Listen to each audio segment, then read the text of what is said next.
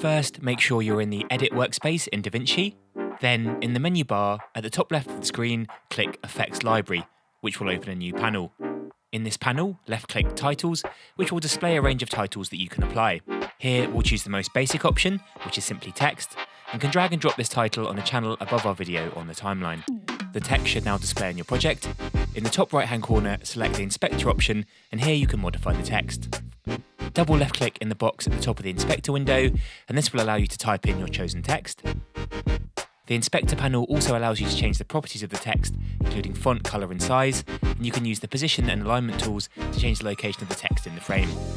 Finally, you need to adjust the texturation, and you can also add a cross-dissolve effect to smooth the transition of the text on and off screen.